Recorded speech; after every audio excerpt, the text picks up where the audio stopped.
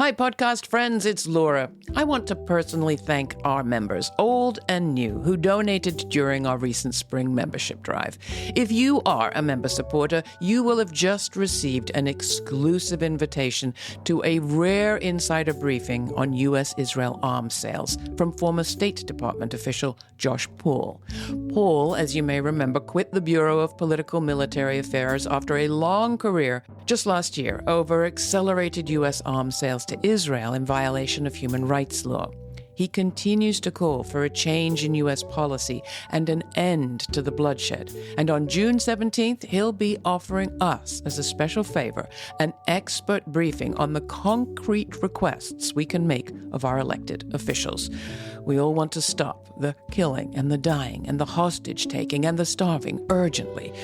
Josh Paul will help tell us how. You can find our award-winning interview with Josh Paul from last year in our archives at lauraflanders.org. And if you're not yet a member but want to attend the briefing, it is not too late. lauraflanders.org is also where you can make a donation, and we'll send you an invitation to register for the event. That briefing's coming up June 17th. Don't miss it. Now on with this week's show. If you look at the 24-hour news, I think it's understandable why many people might feel despair. But if you're having the conversations I'm having, and I'm having a lot of them, I'm actually feeling a lot of hope. What Mr. Trump is saying that he intends to do when he's elected, he intends to join a fascist campaign that is global. So if we're thinking long game, we have to ask ourselves, which of these candidates has the most propensity to help us build a movement for the 20 years that we need to.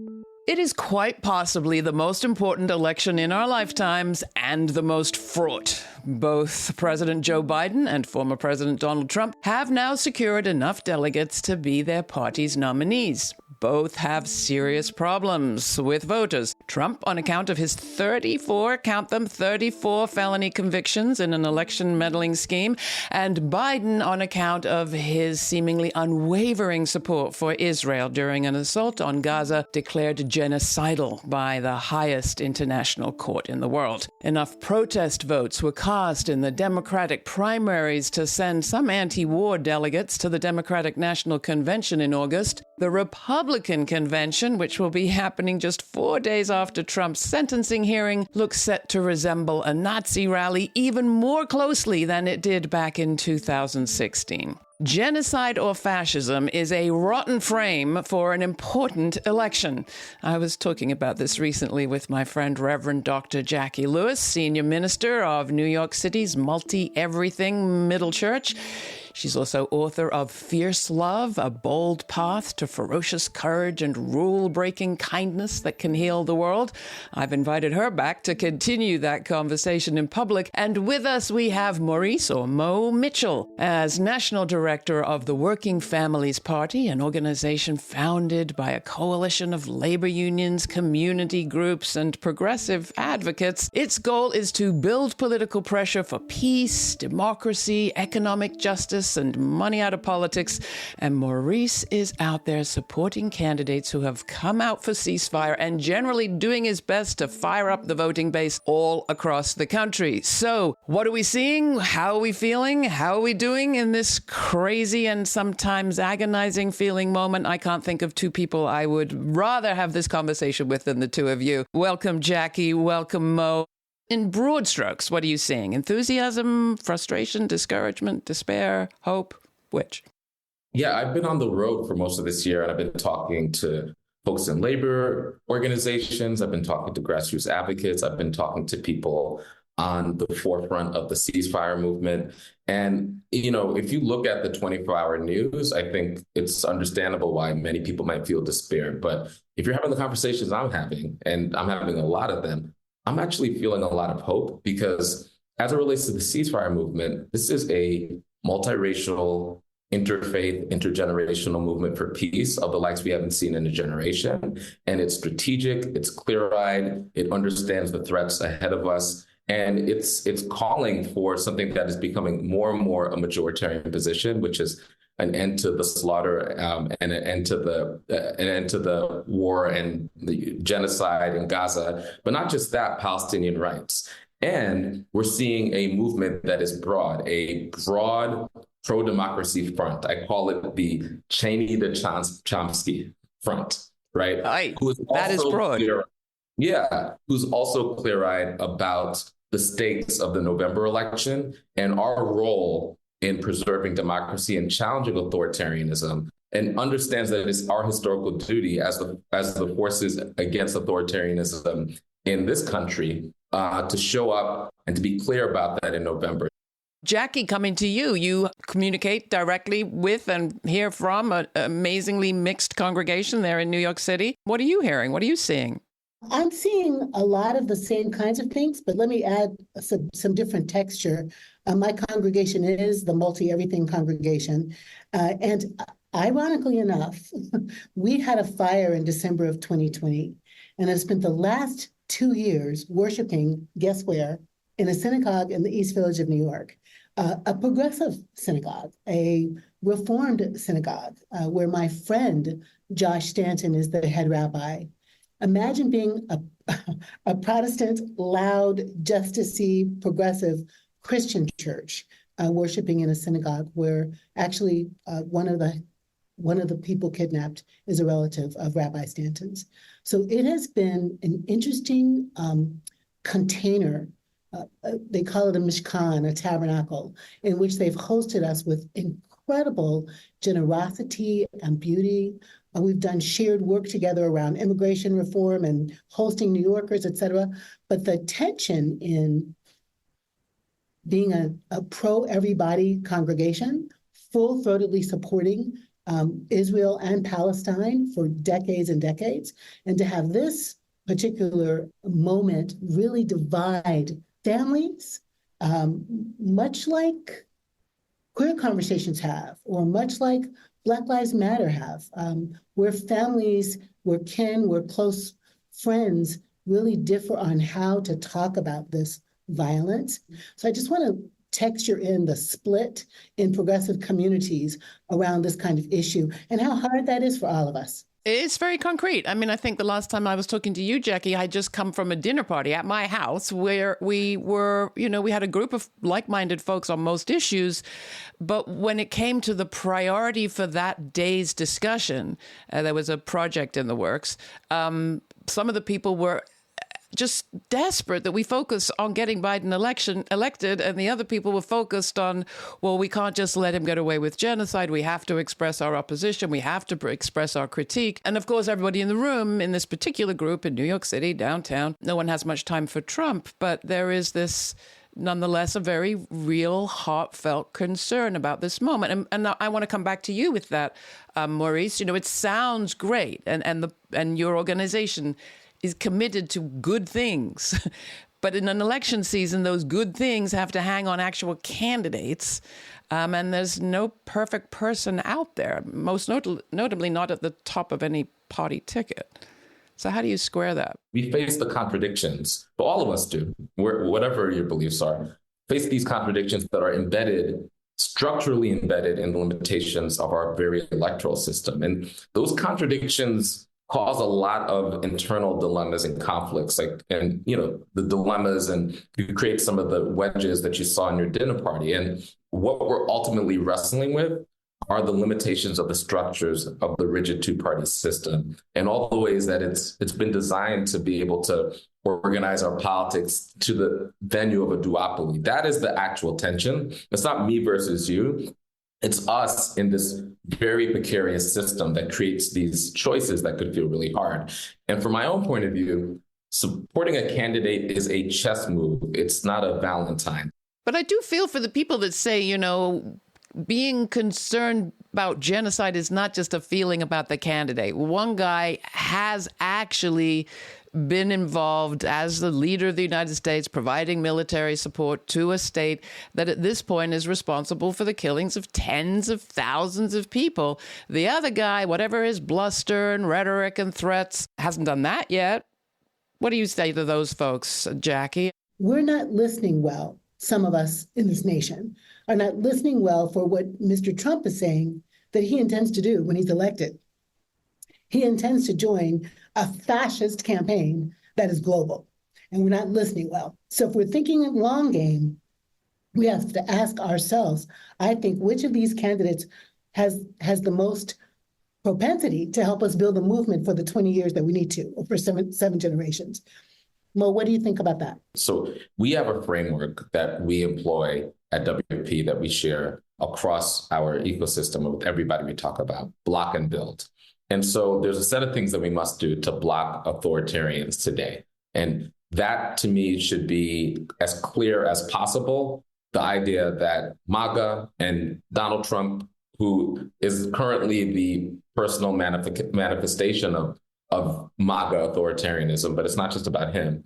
Those forces, and all you have to do is read Project 2025. They're basically their blueprint for how they want to be able to lurch our country into authoritarianism. MAGA is a threat, and so all of us need to come together against that. But blocking is insufficient. If all we do is block, then we'll once again show up and organize and be in the gap in order to save this country and save its democracy, and then feel short-sighted at the other end of the election, which is why we need to be the protagonists. We need to put the power in our hand and be clear of, on the other side of the election, what are we building? The Working Families Party is a political party that is building power for working class people of all races. We believe in a country for the many, not the few. We believe that in a democracy, the people should govern, not corporations and the wealthy. And the way that we do it is we're building a bottom-up third-party approach. You might have seen a third-party candidate, a charismatic character, attempt to build a third party from the top down. Like some people remember Ross Perot. He was a billionaire. So he had all the resources available to him to run such a campaign. And he got 18 points in the general election. To us, that proves that the top-down approach to third parties in this system is not viable. We believe that the viable approach is a bottom-up third-party approach, which is what we're engaged in, state by state by state. That's so helpful to hear you put that together that way. In some of the movement spaces I'm in, people are going to do a no vote, a no confidence vote as a strategy to what? I don't know. I wrote a piece in my Substack, Liberty and Justice for Who, kind of remarking about Trump's 34 indictments and how is it possible that we're going to elect a felon? I don't know. But this place of what do we do to organize for the life we want? I'm a child of Mississippi-born parents. My uncle worked with Fannie Lou Hamer on voting rights in rural Mississippi. My dad went to church with one of the 3 boys killed in Meridian, Mississippi, Philadelphia. I'm not even remotely thinking not voting is a choice. I'm thinking up and down ballot. We vote for the world we want. We vote for the worldview we want, the candidate who represents our values, up and down ticket, including at the president level. Are you hearing young people, because you're younger than me, are you hearing young people opting out of voting altogether, Mo? And what do you say to them when you hear that? So absolutely. I mean, and this is not anything new. I've been organizing and doing electoral organizing for decades. And there's absolutely always working people who abstain from voting or suggest that they might abstain from voting. And it's really, really important that we understand the roots. The political system and the economic system is absolutely skewed towards the wealthy and the privileged. It's true that our democracy is corporately captured, meaning that, yes, the Republican Party is captured by a lot of those extractive industries. And more Democrats are captured by Wall Street and other folks. That could create despair and have people drop out. But what I want to remind people of is the folks who have way too much power and privilege, especially the people on the right wing. They basically claim that government is the problem. And I believe they claim that and they want to propagate it because they don't want working people to understand something, that government actually is the prize.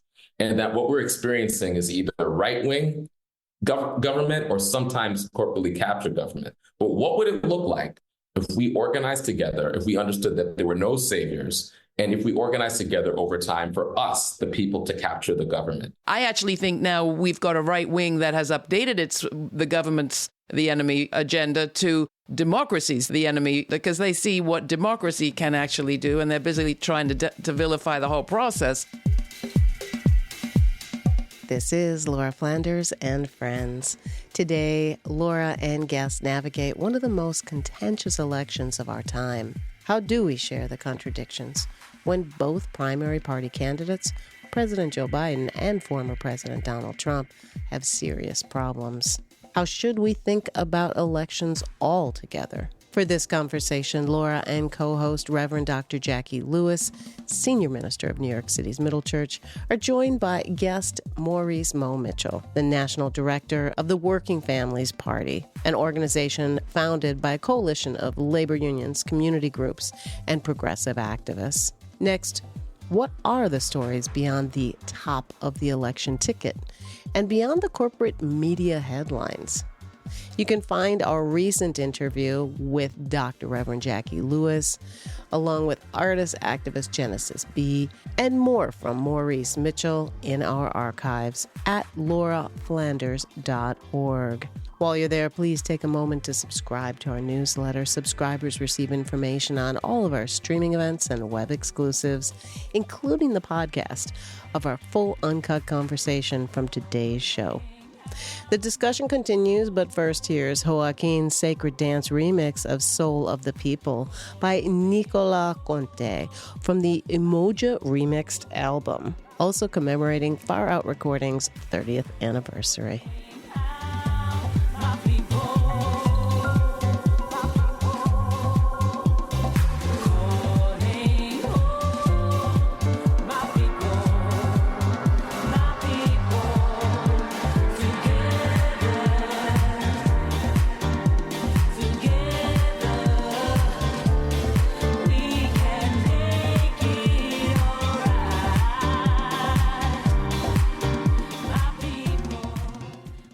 The only thing that cheers me up is the stories that I hear, like from Pittsburgh, Pennsylvania, the story of Summer Lee, Working Families Party candidate, won against all odds her first time and just got healthily renominated as her party's candidate this time. There is no reason why anybody should be saying that it is extreme to believe that we should have clean air and clean water. It's extreme that we should have a house in the neighborhood that we call home. That's extreme that black and brown people should have equity and justice in our society. That is extreme that we should have a quality education and that you should be able to go to college without lifetime debt. Or that's extreme that your kids should not drink lead water. Or that is extreme that our bridges shouldn't crumble. Or that is extreme that we can't stand up for each other. That each and every one of our communities don't have a stake in our own future, in each and all of our futures. We will not, and we have rejected in this district the false proposition that we are siloed or isolated, that our liberation is not tied together.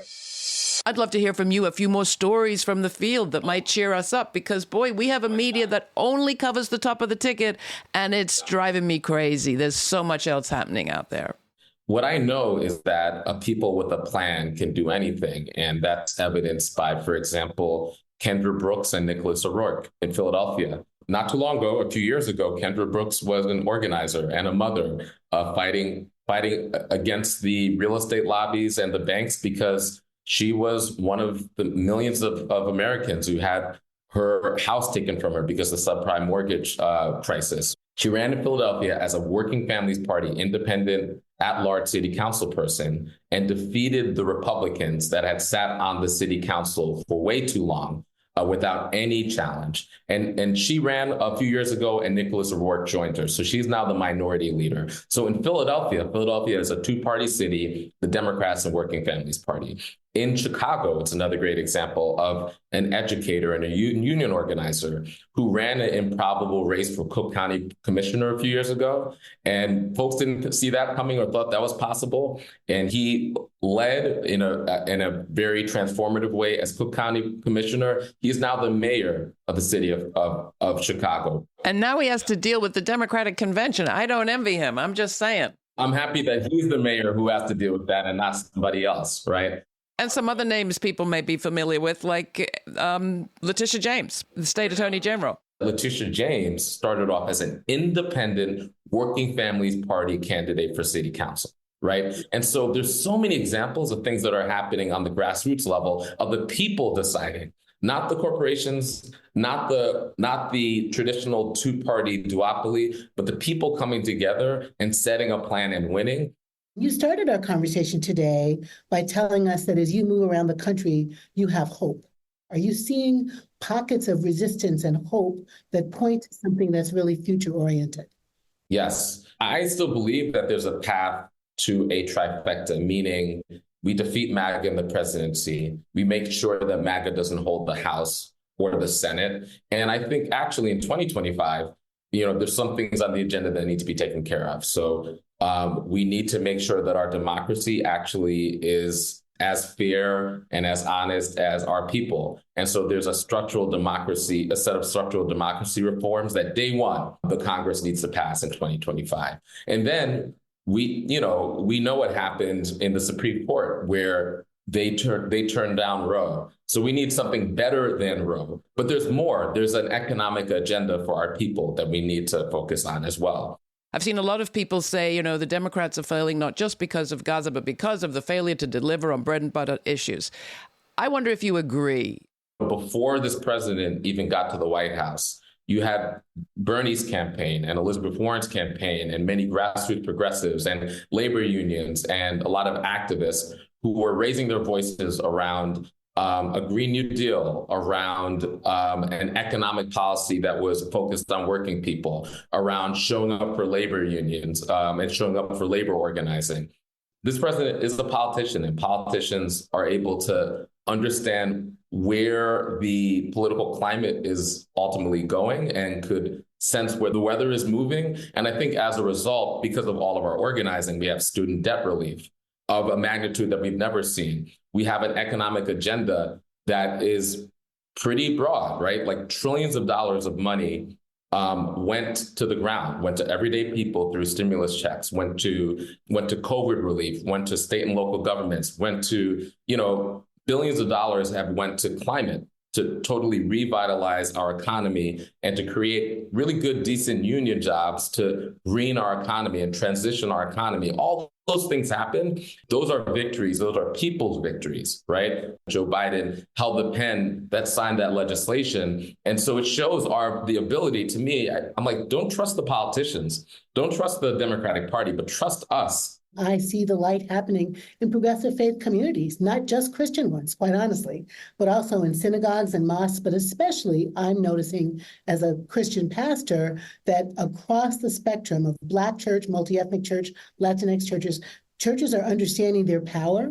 They're looking back to the Southern Freedom Movement and understanding, Laura, what you and I talk about all the time, that these movements have come from faith-based communities all over our history. And I think this is a time where people are leaning into their own individual power and their power as a group to do stuff. There's rumbling all the time about getting to D.C. when Netanyahu gets to D.C. So much movement building happened around this Gaza fight, this horrible genocide. And I think there's a coalition across the nation that I think Mo is endemic of, and I'm finding that in my own congregational experience. I'm very excited about it. So given all of this, Mo, what's your advice to Biden-Harris? And what's your advice to maybe some wavering Republicans out there?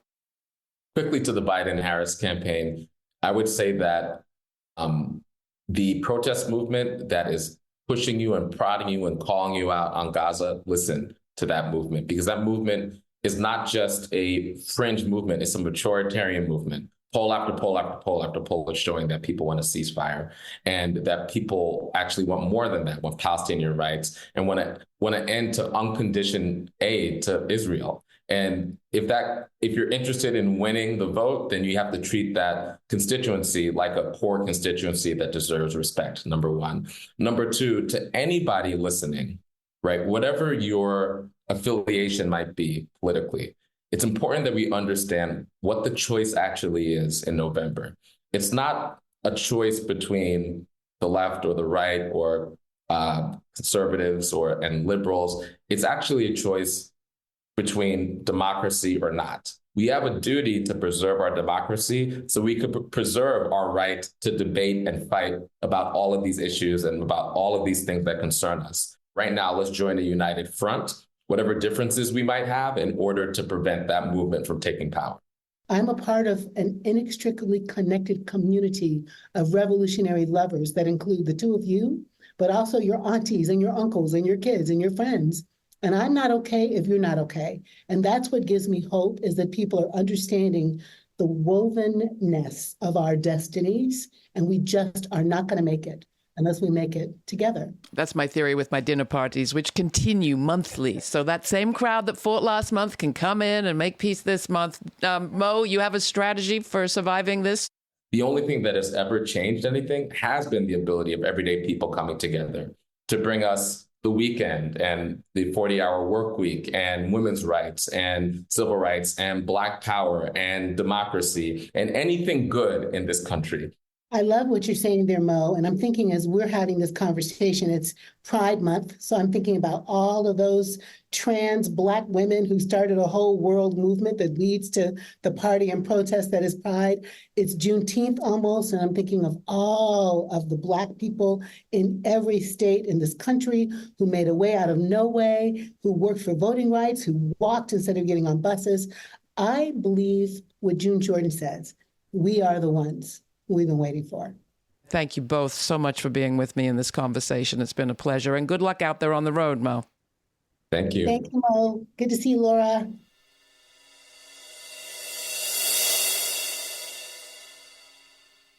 Regular viewers or listeners to this program will have picked up on my beef with the way that most of us in the mainstream media talk about elections, which is to say democracy or power shift or how change is made. To sum it up, my complaint is we pay way too much attention to the top of the ticket and way too little to the base. Pundits love to talk about coattails effect. Well, what about updraft? By way of experiment, I asked Google the other day how many people were running for office this year in this country, and I was told 2. Many articles appeared about the presidential race. I got more specific. How many people are running for any elected office? Same answer. It makes you wonder. Now, for the record, 435 seats in Congress are up for grabs, more than half the Senate, 13 gubernatorial seats, and no end of local and statewide offices. Maurice Mitchell reminds us that it is those who understand that government is the prize who spread the idea that government is a problem. And that reminds me of poet-activist Audre Lorde, who reminded us that the rumor that you can't fix City Hall is spread by City Hall. So who has to gain from us only paying attention to the races that are taking place the furthest away from us? I wonder. I know one thing's for sure, that it isn't we the voters who benefit from thinking that our power is small.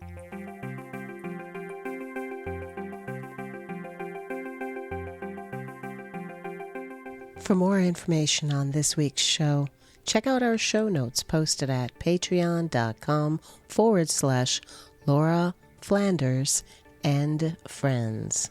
It includes an invite to watch the premiere of each week's show on our YouTube channel and chat real-time with Laura, Sundays at 11:30 a.m. Eastern. Thanks to our member supporters, this show remains free to millions on public TV, community radio, and as a podcast.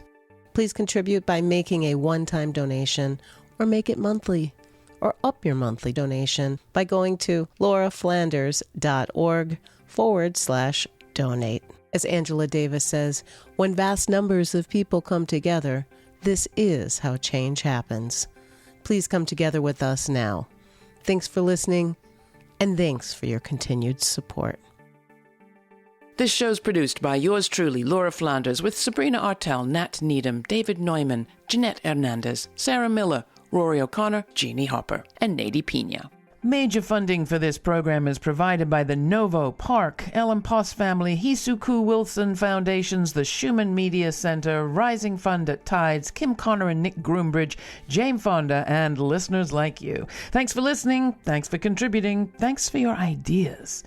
Stay kind. Stay curious. Until the next time, I'm Laura.